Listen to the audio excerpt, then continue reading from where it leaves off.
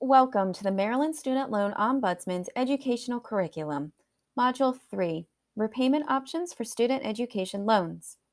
This presentation was prepared by the Maryland Student Loan Ombudsman in the Office of the Commissioner of Financial Regulation at the Maryland Department of Labor. For more information about the Ombudsman and the Office of the Commissioner of Financial Regulation, please visit our website at www.labor.maryland.gov/finance. Borrowers with federal student loans have a number of repayment plan options offered by the U.S. Department of Education. This module briefly summarizes each type of federal repayment plan currently offered. Private loan servicers are not required to offer the same repayment plans as the U.S. Department of Education. Borrowers with private student loans should contact their loan servicer to ask about the available repayment options. You can check the type of student loans that you have by going to the National Student Loan Data System Student Access Portal, available online at nsldsfap.ed.gov. Always contact your student loan servicer directly for the most up-to-date information about available repayment plans and to learn which plans you qualify for.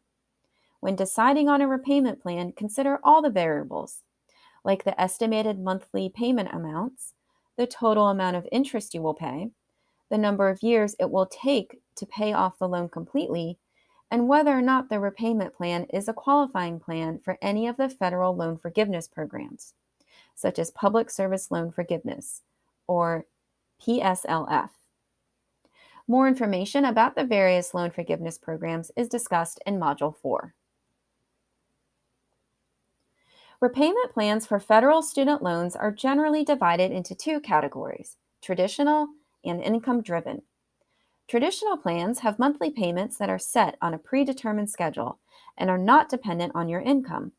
The three traditional plans are standard repayment, graduated repayment, and extended repayment.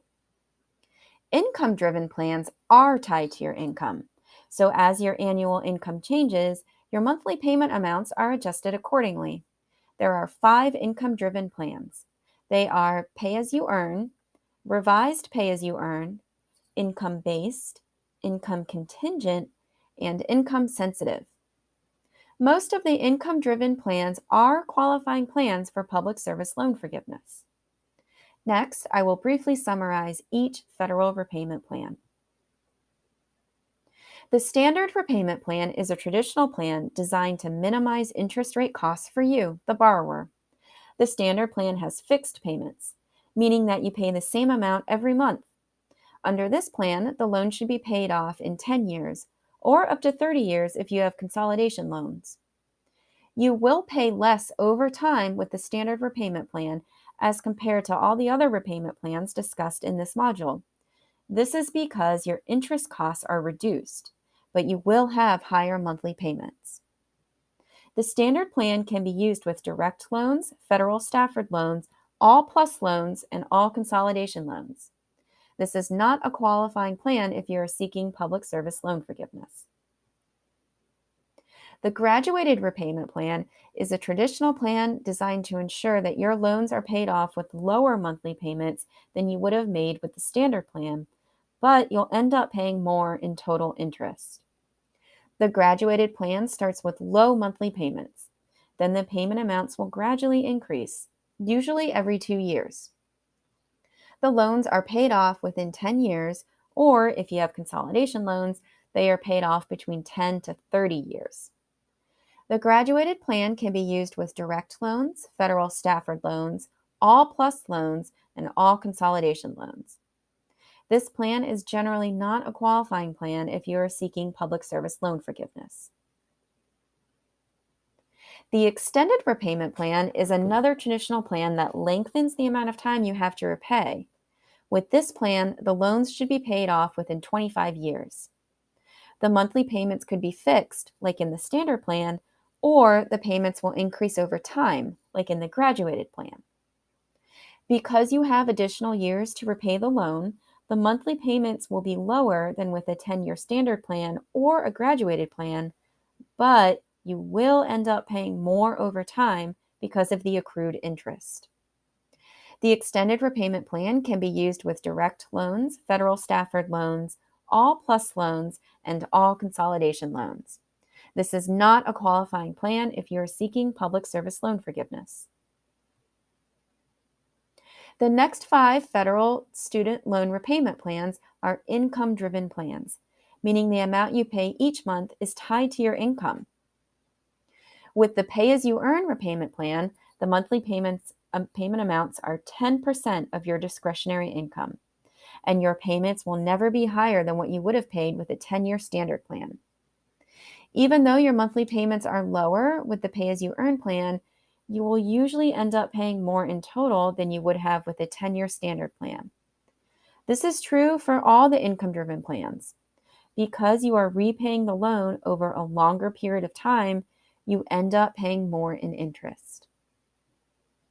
The monthly payment amounts are recalculated every year based on your income and family size. Any loan balance remaining after 20 years of repayment will be forgiven, but you may owe income tax on the forgiven amount.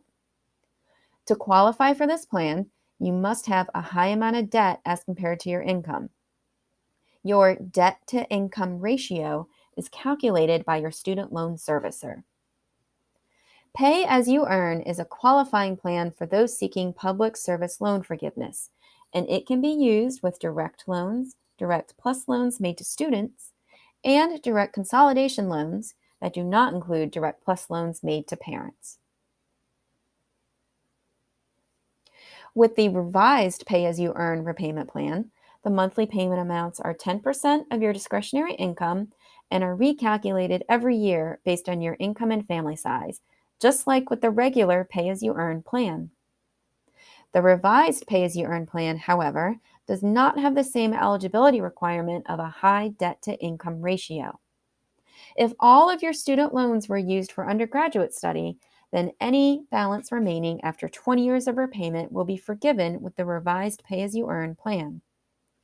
If any of your loans were used for graduate or advanced study, then the remaining balance will be forgiven after 25 years of repayment.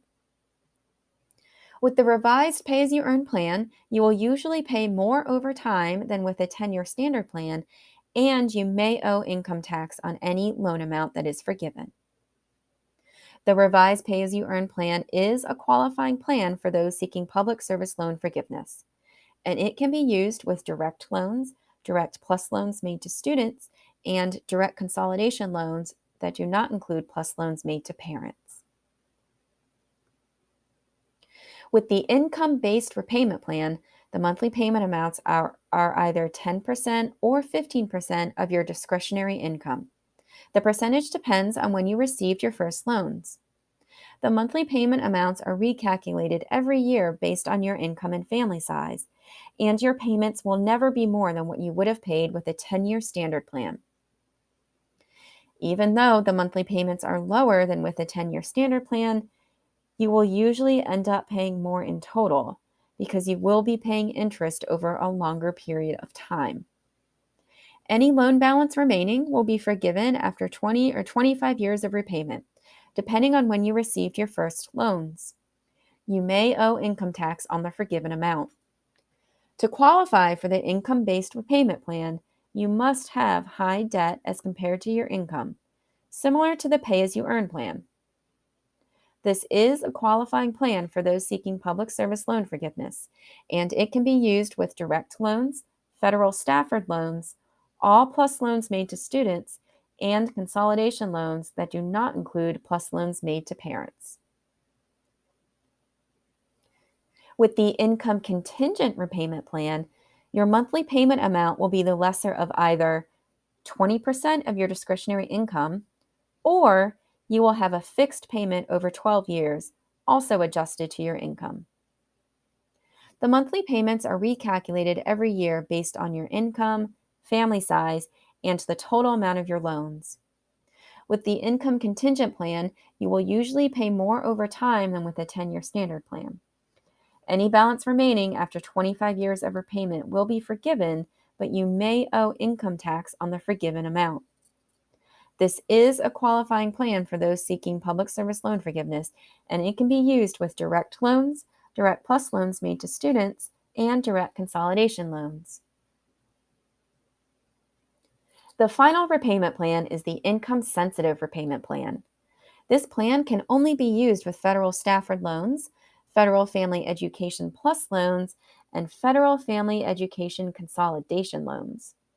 With the income-sensitive plan, your monthly payment is based on your annual income, but the formula for determining your payment amount can vary. You will pay more over time with the income-sensitive plan than you would with a 10-year standard plan, but your loans will be repaid in full within 15 years. The income-sensitive plan is not available for those seeking public service loan forgiveness, because the loans that this plan can be used with are not eligible for that type of loan forgiveness. This concludes the Maryland Student Loan Ombudsman's educational curriculum for Module 3, Repayment Options for Student Education Loans. Please make note of these resources and contact your student loan servicer directly for more information about the repayment plan options available to you. See also the PDF version of the Maryland Student Loan Ombudsman's full educational curriculum, which is available on the website of the Office of the Commissioner of Financial Regulation at www.labor.maryland.gov/finance.